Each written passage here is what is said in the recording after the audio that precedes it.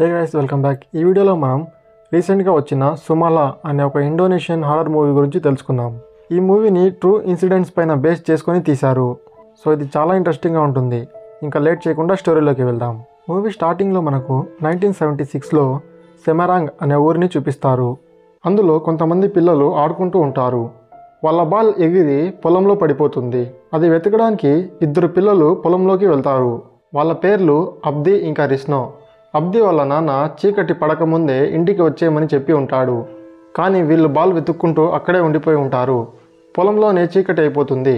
అప్పుడే వాళ్ళిద్దరికీ ఒక విచిత్రంగా ఉండే అమ్మాయి వాళ్ళ పేర్లు పెట్టి పిలుస్తుంది. తను చూడ్డానికి చాలా భయంకరంగా ఉంటుంది. వీళ్ళిద్దరి బాల్ ఆ అమ్మాయి చేతిలోనే ఉంటుంది. అది తీసుకోవడానికి రిస్నో ఆ అమ్మాయి వెనకాల పరిగెత్తుతాడు. అబ్ది వాళ్ళ వెనకాలే వెళ్తాడు. కానీ అబ్ది వెళ్ళే సమయానికి ఆ అమ్మాయి రిస్నోని రాయితో కొట్టి చాలా ఘోరంగా చంపేసి ఉంటుంది. అది చూసి భయపడిపోయి అబ్ది అక్కడి నుంచి పారిపోతాడు. తను వెంటనే వాళ్ళ ఇంటికి వెళ్ళి జరిగిందంతా వాళ్ళ నాన్నతో చెప్తాడు. వాళ్ళ నాన్న ఇంకా ఊరి వాళ్ళందరూ కలిసి రిస్నోని వెతికేకి వెళ్తారు. ఆ చెట్టు దగ్గర రక్తం పడి ఉంటుంది, కానీ రిస్నో ఉండడు. అందరూ కలిసి ఆ చుట్టుపక్కల అంతా వెతుకుతారు.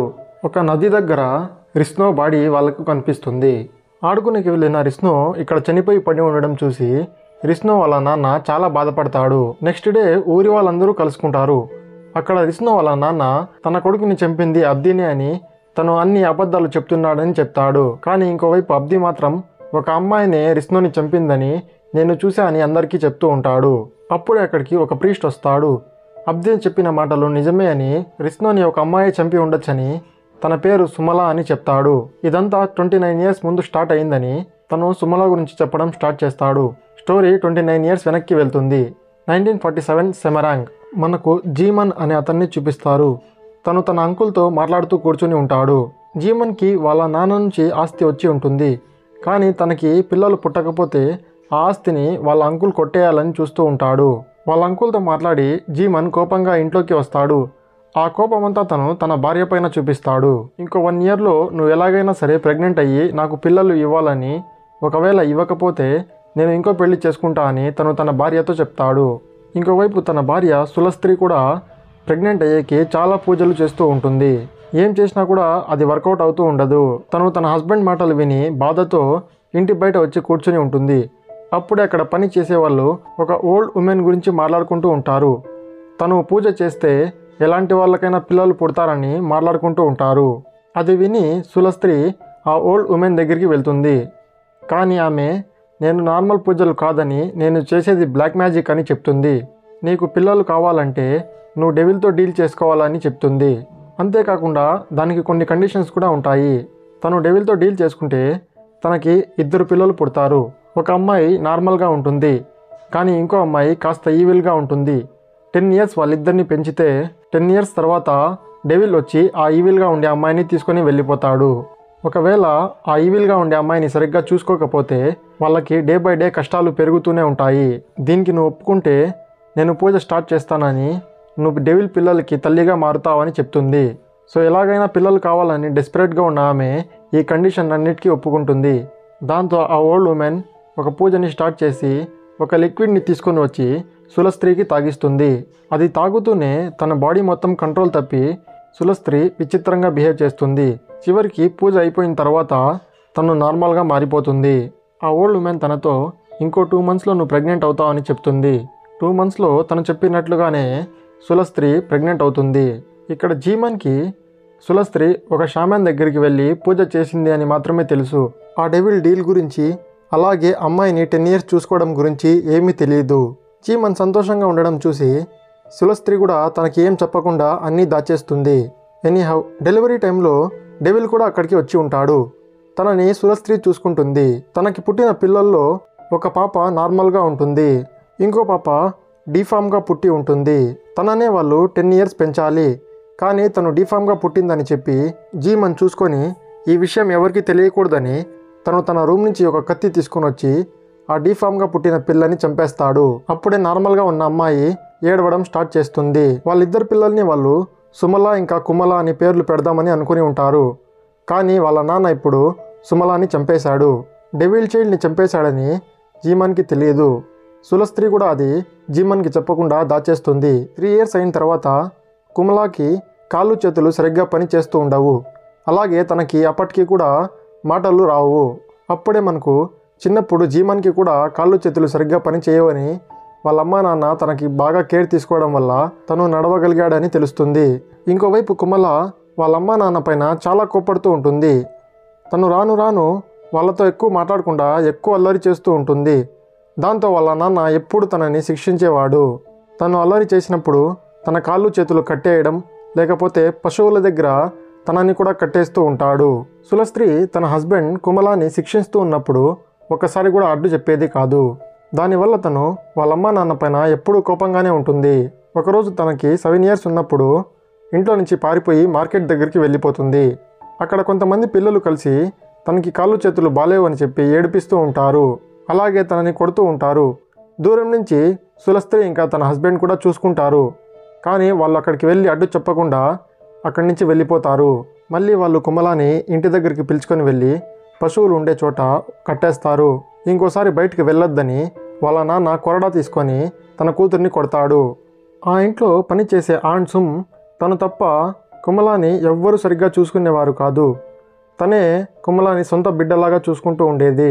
అలాగే తను కుమలాకి గిఫ్ట్స్ కూడా తీసుకొని వచ్చి ఇస్తూ ఉండేది. ఒకరోజు రాత్రి కుమల పనుకొని ఉన్నప్పుడు కబోర్డ్లో నుంచి సుమల ఆత్మ బయటికి వస్తుంది. జీమన్ చంపేసిన డీఫామ్ చైల్డ్ తనే. తను కుమల దగ్గరికి వచ్చి, నిన్ను ఎవరైతే ఏడిపిస్తారో వాళ్ళని నేను శిక్షిస్తానని, నీతో పాటు నేను ఎప్పుడు ఉంటా అని చెప్తుంది. కుమల తనని చూసి భయపడుతూ ఉంటుంది.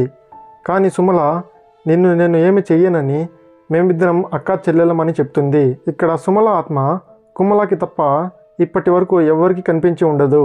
ఒకరోజు జీమన్ ఏదో రాసుకుంటూ ఉంటాడు. ఇంకో రూమ్లో కుమల పియానో వాయిస్తూ ఉంటుంది. తనకి సౌండ్ వస్తోందని తను వెంటనే కోపంతో కుమల దగ్గరికి వెళ్ళి తనని కొడతాడు.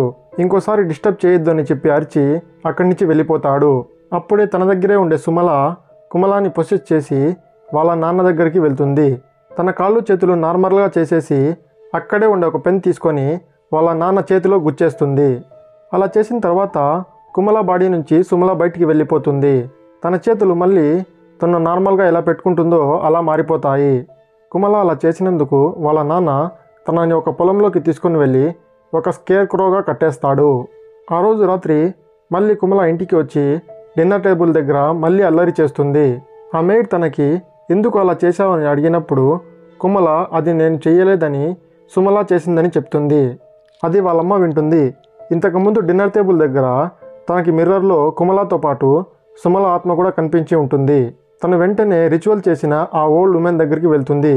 కానీ తను అక్కడికి వెళ్ళినప్పటికే ఆ ఓల్డ్ ఉమెన్ చనిపోయి 1 నెల అయ్యి ఉంటుంది. ఇప్పుడు ఏం చేయాలో తెలియక సులస్త్రీ భయంతో ఈ విషయాన్ని ఆ మెయిడ్తో కూడా చెప్తుంది.